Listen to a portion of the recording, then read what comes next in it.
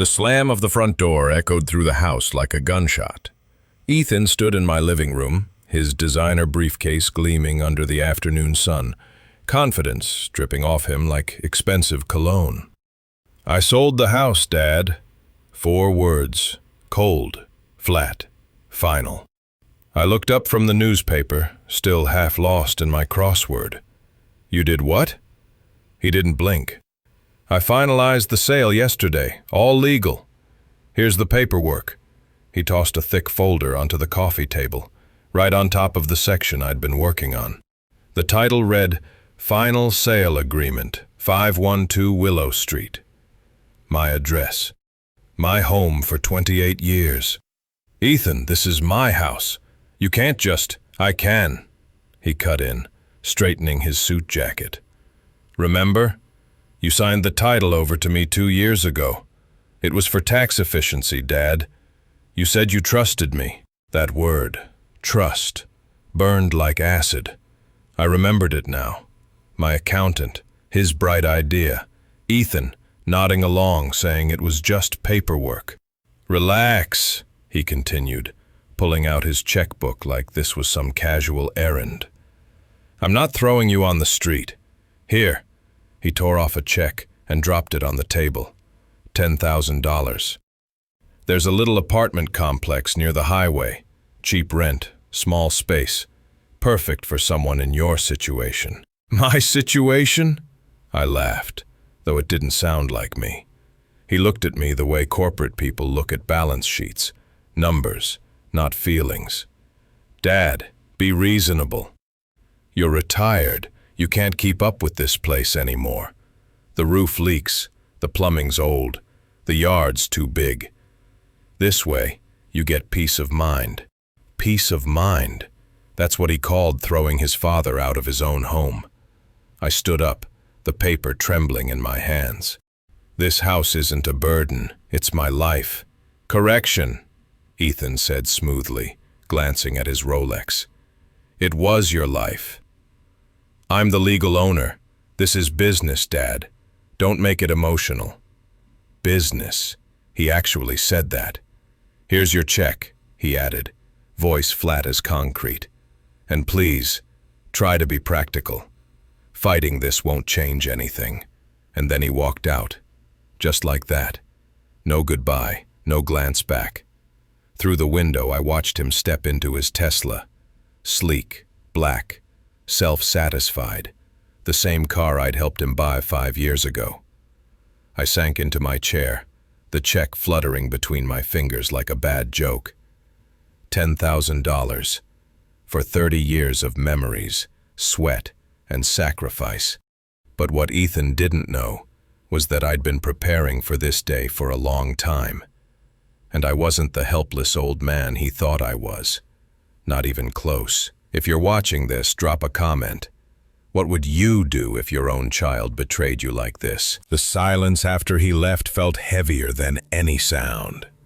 Just the faint hum of the old fridge, the clock ticking, and the echo of his words.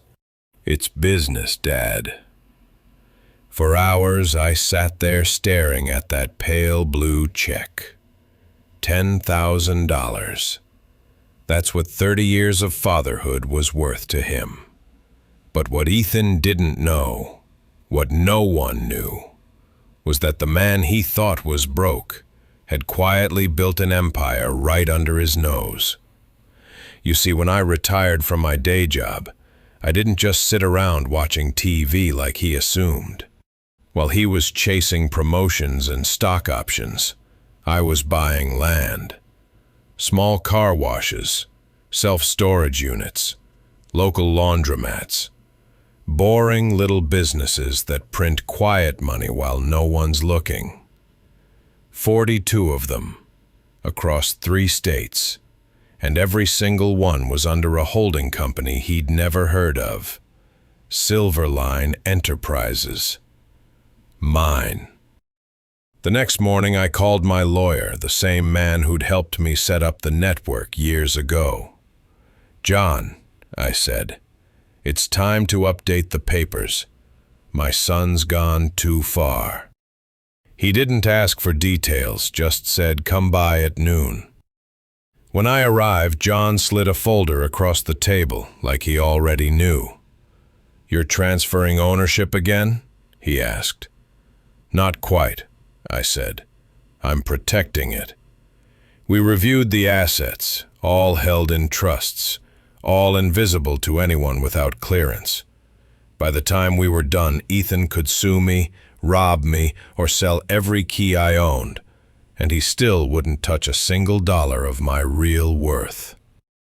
That night I sat in my kitchen again. Same chair, same check still lying on the table. Only this time I smiled, because tomorrow Ethan was going to find out that the man he thought was finished had just started the lesson of his life. And if you're still watching this, tell me honestly, would you forgive him or make him learn the hard way? I didn't need to confront Ethan. I wanted him to feel it, the weight of his own arrogance crushing him, slowly. A week after he bought my house, he called to brag. "Dad, I'm thinking of listing it next month. The market's hot, easy 50 grand profit." I chuckled. "You sure about that, son?" He laughed like he'd already won. "Trust me, old man. I've got this handled." But here's the thing. He didn't know that property taxes were still under my corporate entity, not his name. And when the county sent the reassessment notice, I made sure to withdraw the exemption. Within days, Ethan got hit with a massive property tax bill, 10 times higher than he expected. He called, panicking. "Dad, what the hell is this?" I kept my tone calm.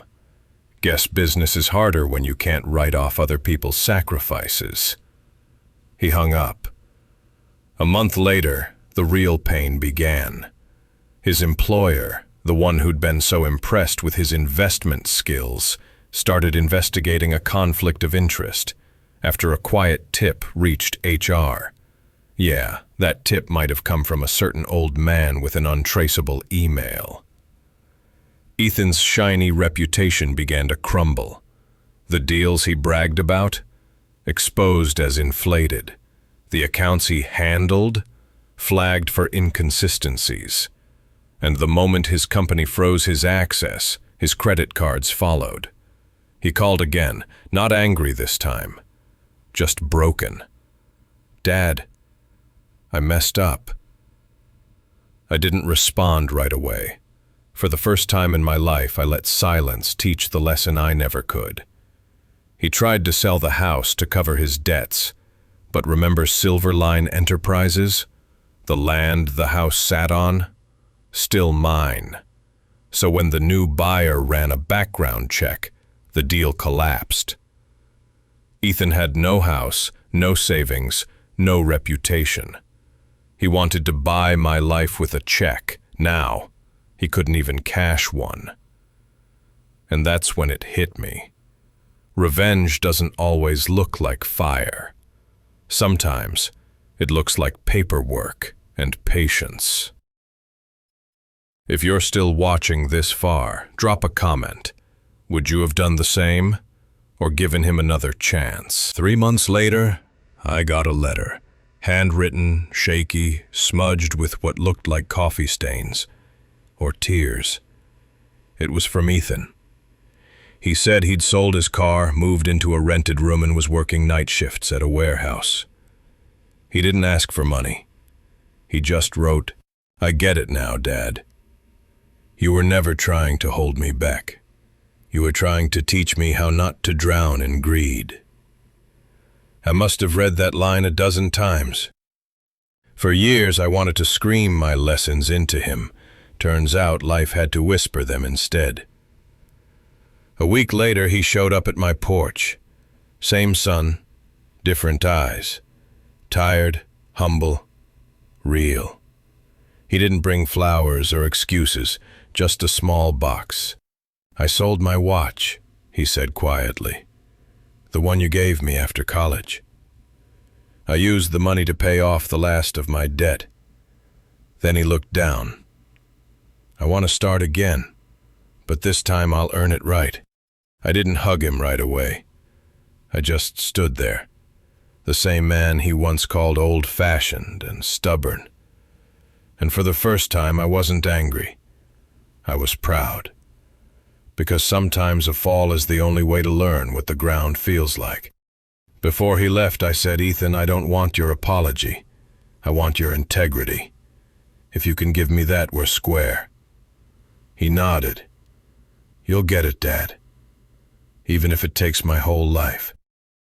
And as he walked away into that fading sunset, I realized revenge had done its job, not by destroying him, but by rebuilding the man I always hoped he'd become. Because real revenge isn't about payback. It's about peace.